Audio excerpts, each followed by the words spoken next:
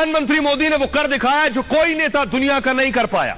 यही वजह है और यही पीएम मोदी की ताकत है, यही कूटनीति है और इसी जरिए से प्रधानमंत्री दुनिया को साथ लेते हैं। मेरे पाकिस्तानियों, ये असल गेम तो आप समझ आई है जो इन्होंने एक बड़ा सौदा किया था। अब असल बात सामने आई है, जो मनाजिर सामने आए हैं वो हैरान कुन है। भारत की स्वतंत्र नीति और अटल निश्चय का नतीजा है कि आज भारत शर्तों पर नहीं चल रहा, बल्कि दुनिया भारत की शर्तों को मान रही है। अब हम आपको फ्रांस से आया एक महत्वपूर्ण समाचार बताने जा रहे हैं, ताकि आपको पता चल सके कि सिर्फ कूटनीति ही नहीं, बल्कि सैन्य शक्ति के मोर्चे पर भी भारत निरंतर आगे बढ़ रहा है। ये खुफिया रिपोर्ट मंजर-ए-आम पर आई है, वो आपके सामने रख देते हैं। लेकिन सबसे पहले नाज़रीन, आज आप भारतीय मीडिया उठाकर देखें, वहां पर तमाम तरह भारत के मिलिट्री के ऑफिशियल्स बैठे हुए और गुफ्तगू और बातचीत कर रहे हैं। पाकिस्तानी मीडिया उठाकर देखें तो पाकिस्तानी मिलिट्री के तमाम तरह ऑफिशियल्स बैठे हुए और गुफ्तगू और बातचीत कर रहे हैं। अपनी कौम को नाज़रीन डिफेंड करना है। हम ये रवैया देख चुके हैं कि नाज़रीन भारत जब से नरेंद्र मोदी नाज़रीन भारत को लीड कर रहा है। प्रधानमंत्री नरेंद्र मोदी के 13 जून से शुरू होने वाले फ्रांस दौरे से ठीक पहले पेरिस से एक ऐसी खबर आई जिसने पूरी दुनिया के डिफेंस कॉरिडोर को हिला दिया। ये खबर केवल 114 लड़ाकू विमानों की खरीद की नहीं है, बल्कि ये खबर है उस भरोसे की जिसे फ्रांस ने सोर्स कोड और टेक्नोलॉजी ट्रांसफर के रूप में भारत की झोली में डाल दिया। मोदी सरकार मजीद 114 राफेल तैयारे खरीदने पर तैयार है। ये बुनियादी तौर पे इस बात का एतराफ है कि तैयारों में नक्स नहीं था। 114 वो खरीदने चढ़े हैं, अगर उनको पता हो कि ये तैयारे घटिया हैं। पागल है वो। कॉमन सेंस की बात कर रहा हूं, उसके लिए कोई सुकरात बुकरात नहीं चाहिए। तैयारे निकले घटिया और वो 114 और खरीद रहे हैं। 1 2 4 10 अरब का मामला होना है। ये इतराफ इस बात का है बेसिकली। जब ये राफेल ले रहे थे तो पाकिस्तान को पता था ना ये राफेल की क्या कैपेबिलिटी है और क्या पाकिस्तान के पास is there any way to defend against the Rafale attack. 250 kilometre 300 kilometre से दूर से वो फायर करते हैं, आपके पर रेडार वहां तक पहुंचता नहीं है, तो आप उनको कैसे करेंगे। ये तो नहीं था कि जैसे पुराने जमाने में बॉर्डर के ऊपर डॉग फाइट्स होती थी, हमें भी पता था कि ये नहीं होगा। We knew they had meteor missiles, जो कि बड़ी long range missiles है उनकी, and they have long range firing, so they were caught off guard और बड़े नुकसान हुए। We did not achieve any success। ये तो ऑलमोस्ट हमारी डिफीट ही लगती है। फ्रांस सरकार के सूत्रों के मुताबिक अब भारत को रफाल फाइटर जेट की तकनीक ट्रांसफर की जाएगी।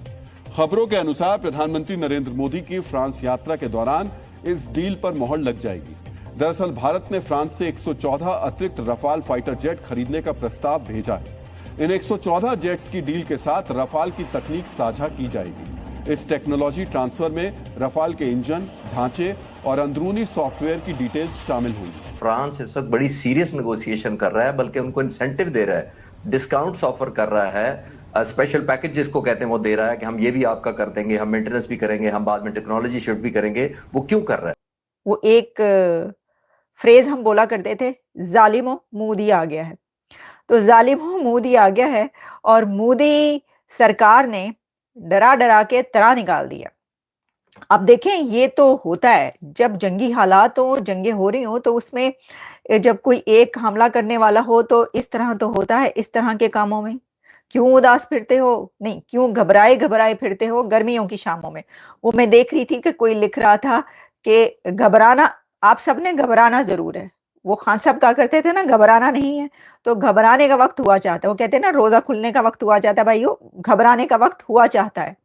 तो घबरा के जो है वो सब उठ के बैठ गए। उन्होंने कहा भाई, मार्का हक के बाद हम देख रहे हैं पाकिस्तान के हाथों भारतीय जो राफेल तैयारे थे उनकी तबाही के बाद अब भारत जो है, हम समझ रहे थे जी कुछ उनके अंदर समझबूझ सोच आ जाएगी, लेकिन उनका जंगी जुनून जो है वो अभी भी बरकरार है और नए तैयारे अब भारत की एक तरह से मजबूरी बन गए हैं। भारतीय एयरफोर्स ने मजीद 114 राफेल तैयारे खरीदने का मुतालबा कर दिया है और मीडिया उनका रिपोर्ट कर रहा है कि इस मुआहदे की मालियत 2 लाख करोड़ से जायद होने का तखमीना है, जिसमें 60% से ज्यादा मकामी मवाद यानी मटीरियल शामिल किया जा सकता है।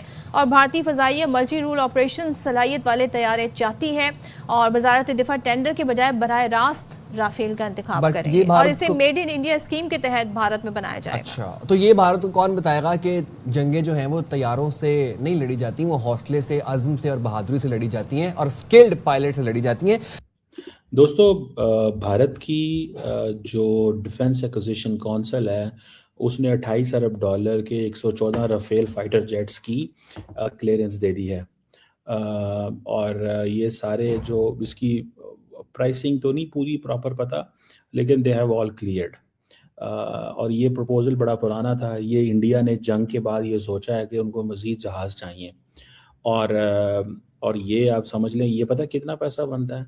This is 3.25 trillion Indian rupees. यानी कि इंडिया ये समझ रहा है कि मुझे एयरफोर्स पे इतना पैसा लगाना है। इंडिया ये समझ रहा है कि मुझे 3.25 3.25 ट्रिलियन इंडियन रुपीज़, यानी कि अगर इसको मैं पाकिस्तानी करेंसी के हिसाब से भी करूं, अगर डबल यह है तो आपको पता है ये तकरीबन 6-7 ट्रिलियन पाकिस्तानी रुपीस बनते हैं। हाफ ऑफ पाकिस्तान बजट मेरा ख्याल है they are into this game. तो अब आप अंदाज़ा लगा लें कि सिर्फ इतने के तो ये मेरा ख्याल है ये वो ख़रीद रहे हैं। ठीक है जी। इंडियन एयरफोर्स जो है वो कह रही है कि हमें शॉर्टफॉल फाइटर जेट्स की और 42 कॉम्बैट स्क्वाड्रन चाहिए, लेकिन इंडिया के पास 29 स्क्वाड्रन्स हैं। इनको 42 कॉम्बैट स्क्वाड्रन्स चाहिए, 42 कॉम्बैट स्क्वाड्रन्स, और 29 स्क्वाड्रन्स उनके पास मौजूद हैं अभी।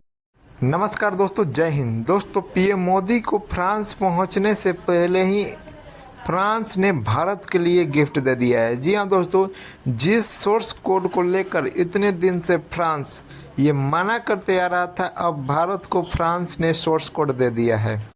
जिस वक्त पीएम मोदी ने ये कहा था कि भारत में ही भारत का खुद का राफेल बनेगा, उस वक्त ये लोग मजाक उड़ा रहे थे।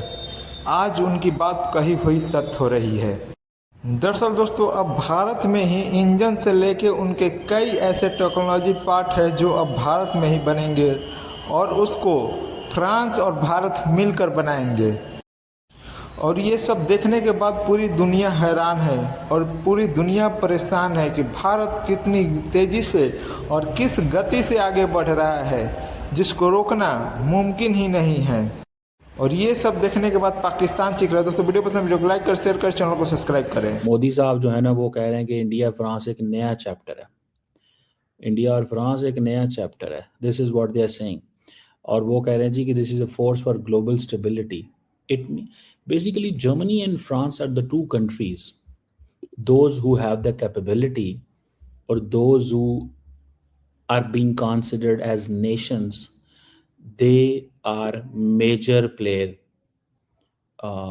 in this multipolar world, and they are the one जिसे वो कहते हैं ना, those who can take Europe together with them. And who will be Europe's next hegemon is the Germany. और ये इस चीज़ को भी समझिएगा। कल बल्कि जर्मन चांसलर ने बड़ा ज़बरदस्त एक आर्टिकल भी लिखा है इस हवाले से फॉरेन अफेयर्स में। बहरहाल एक तो ये चीज़ है। दूसरा, इंडिया